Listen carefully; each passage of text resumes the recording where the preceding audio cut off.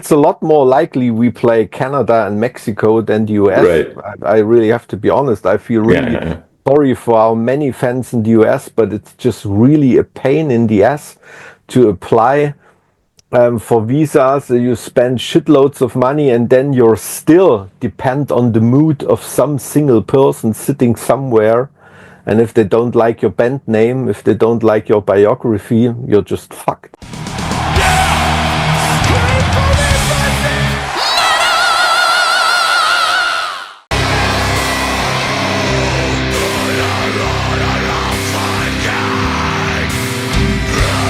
Maik, it's great seeing you. Thank you for your time. These are interesting days. There's a lot going on.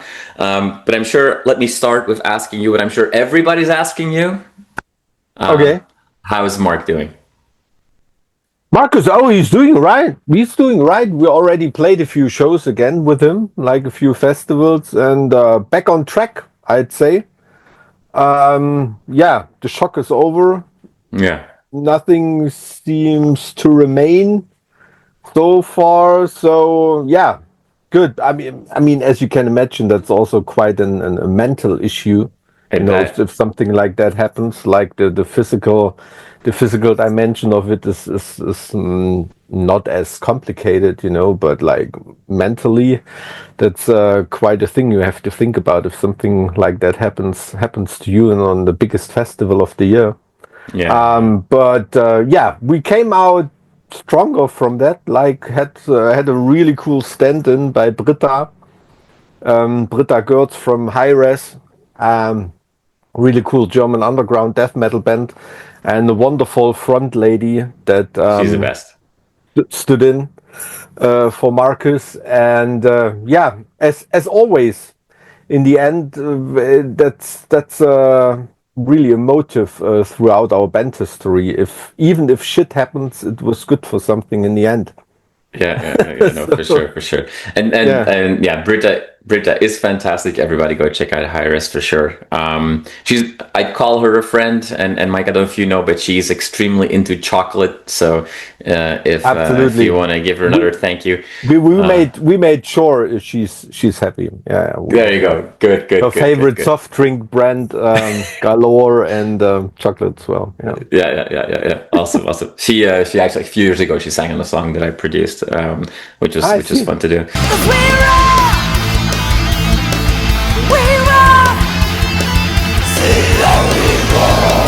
Usually, I speak to a band living up to the release, and it's always like, oh, what's going to happen? I mean, as we were speaking, the album came out just a few days ago, and obviously you're doing all these shows as well. When you're not busy, they make you talk to people like me. Do you have like a little bit of time to just step back and reflect and just kind of enjoy that moment as well, or is it just nonstop going right now? Yeah, well, all the stepping back and all the reflection that has been taken place already. I mean, if the record comes out, it's for a band, it's pretty much old news. I mean, the way we work, we actually technically we started working on the follow-up record already. Because we're always collecting riffs and stuff like that, and like on record release day. I mean, you did all the videos, you did all the single stuff, you did most of the interviews already and everything. So most of the work is done already, and it's actually more like a graduation, from high school or from college or something like that. And so that's more like the day where you get your grades, and there's nothing you need to step back from, I mean, all the, of course, like it always works in different periods, you have that period writing the record, you think everything is shit, and then you think, oh wow, it's gonna be amazing, and then you're doubting stuff again. And I mean, it's the 10th record, yourself, meanwhile, all that is already long behind you when the record is out, So you say this is the 10th record, and you know yourself already quite well. But I mean, there's every Heaven Shall Burn album has its identity. On this album, there's a lot going on. There's a big production. How, even for a band with, you know, your history, or that is at this point a very well-oiled machine, how hard is it to find like the identity of an album as you're like on that cycle? Because this album sounds different than, for example, Vito several years ago, and the old albums from longer ago. Is that hard for a band like you guys to get to, like, okay, this is the sound right now? Well, it's I think there's a lot of musicians that would tell you some bullshit about their vision and some blah blah, but I firmly believe that most musicians don't know what the inner core, or so to say, or the spirit of a record is. You know, that is actually something. I mean, even as the one who wrote the record, you recognize that and see like all these things maybe a few months after the record came out, and it has a lot to do with people's reactions, you know, right. And how the record has been received somewhere, and like the context that you bring the record in, you know. I mean, these are like fast moving times, you know, and so maybe, yeah, like releasing a record like of Truth and Sacrifice right into the pandemic is like a very different context than it actually was meant to be, you know. So the spirit of a record might shift, you know, and even if you have something in mind, it will never be one-to-one the thing that comes out in the end, and that will be connected with the record for eternity. You know, and that is something that is very thrilling to musicians as well, to come to know about where this record stands, what shine, what aura this record has. That is something you only come to know afterwards. Yeah, that's nothing you can plan.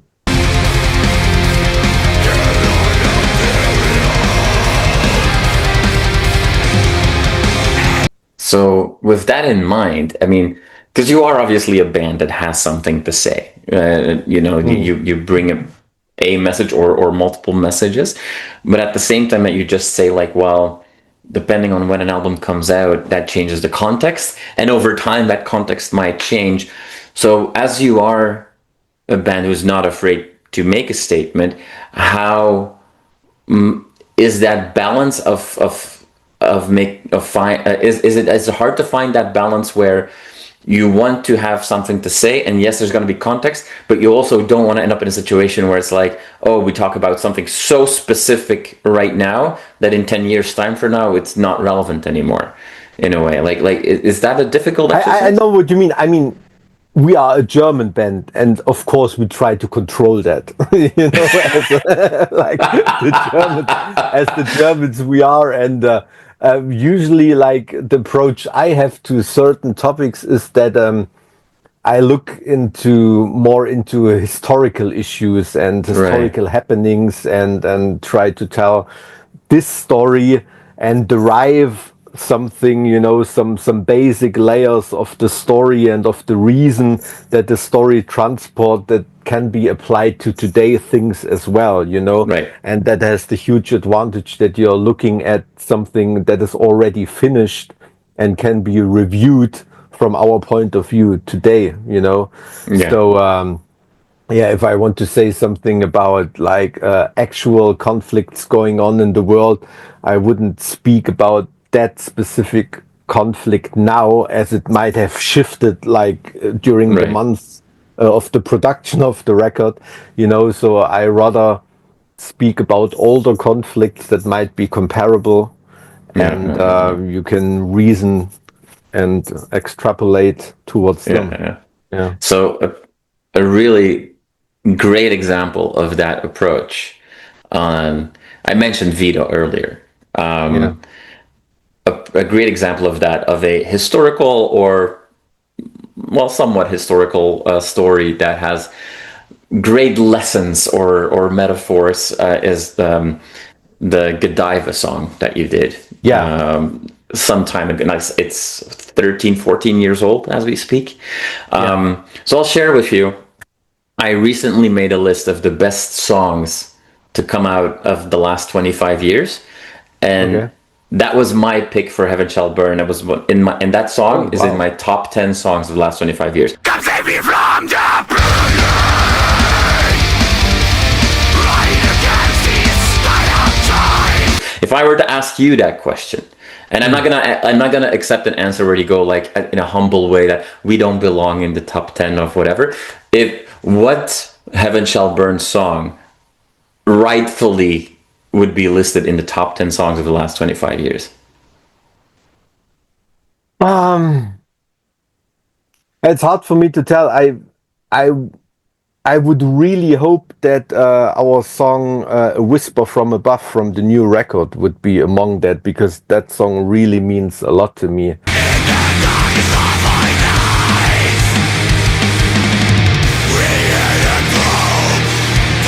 Because that story of that girl, Irene Gut, that saved the Jewish lives during the Second World War, is like an incredible life story, and I just cannot believe there is not a Hollywood movie about that already.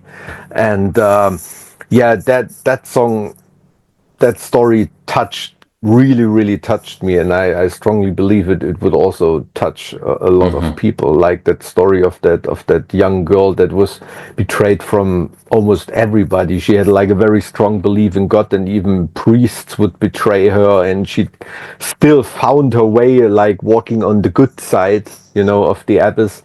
And everybody Google Irene Gut. That life story is very impressive, and that would mean a lot to me if that song would be among it. I think our biggest hit in Heaven Shall Burn is Endzeit. That's at least what people say, something that grabbed people by their throats back in the day, and that was something special. And also maybe a piece we did together with Olafur Arnalds. That is something really special, and a very, a very special thing that actually a metalcore band discovered a classical artist. That now there is like a renowned, like a world artist. And we had the honor that his first works actually he did for us. And I think that is the most special thing music-wise about Heaven Shall Burn. Yeah. It's both from that angle and as from there in a good, and even Godiva, and so many other songs that you have where you tell somebody's story. You seem to focus a lot on telling the regular person's story, and the tenacity and the perseverance that regular people have to go through.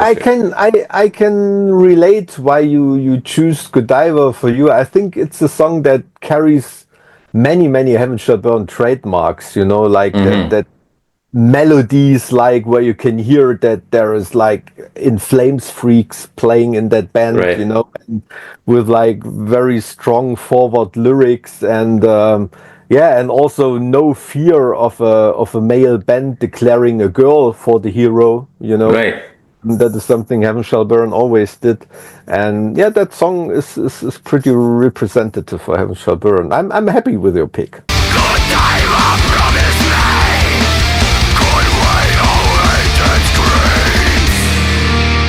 Now you mentioned there's some In Flames fans in the band. I mean, there's a lot of love for metal in general in your band. Nowadays, you're part of this group of metalcore bands that have truly become the headliners of festivals nowadays.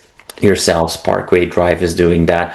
Up here in North America, bands like I Prevail are doing really well. Killswitch Engage obviously seems to be back at the top of their career. Don't forget Avenged Sevenfold. Of course. Has it been? Yeah. I think I've seen you play several times, and I think I've only ever seen you play at a heavy metal festival, like for example Grasspop, where I would usually go to every year. Has it been a surprise that the quote unquote traditional metalhead has been so open to particular metalcore bands, including yourself? That is, I think a lot about the term metalcore lately, and I think it's a very paradox development that actually I'd say we kind of play the same music, or at least have the same approach, but less and less people consider us being metalcore. Right. But not because we are not playing metalcore anymore, but because metalcore has become something different. Right. So it almost seems as if the style developed away from the band, and not the band developed away from the style. You know what I mean? Nowadays, metalcore is more like a genty, new metallish kind of thing. You know what I mean? And the way bands like Killswitch Engage or Avenged Sevenfold or Heaven Shall Burn play metalcore is that old school metalcore? I don't know what you might call it, but you know what I mean. Yeah. And over the years, so the less the term metalcore was applied on Heaven Shall Burn, the more we were embraced by the metal community, of course. Especially in Germany, and with entering, like all that Wacken surroundings and then all that stuff. We gave a lot of people, many metalheads come to us and say like, oh wow, there was like a power infusion, there was not much metal could offer me anymore, and all of a sudden there was that bunch of young, hungry bands, playing death metal and melodic metal like the way the young bands used to play in the beginning of the 90s, and that also made something to the fed up metalheads, they really sensed that power infusion, and so their joy broke their traditional dogma, There you go.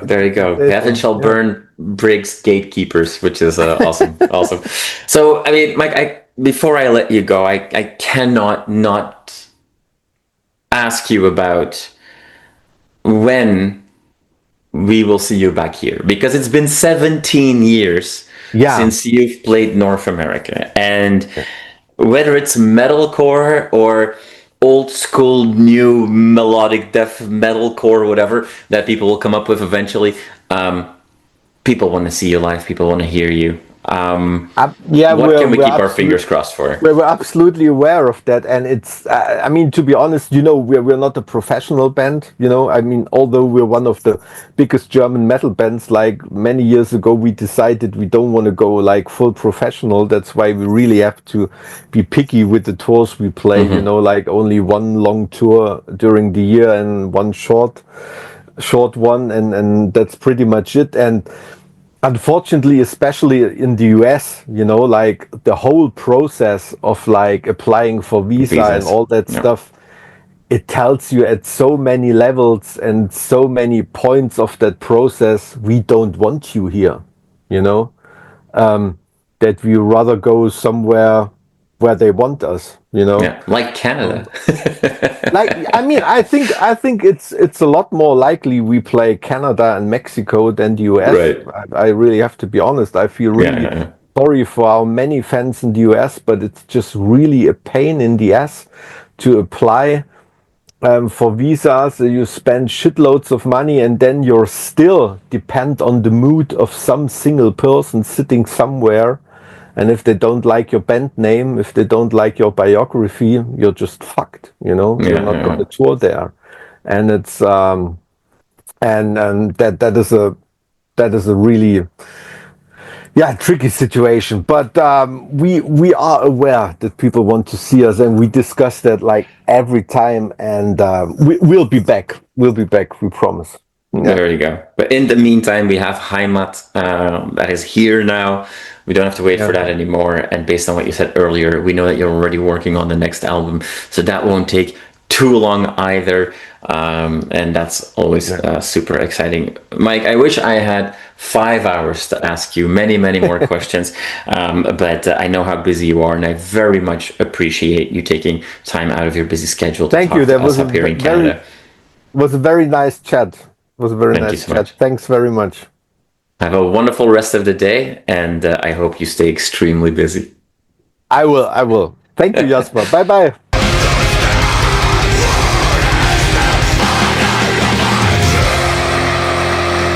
You are awesome for watching this video. Click right here to see more content like it and subscribe to the channel.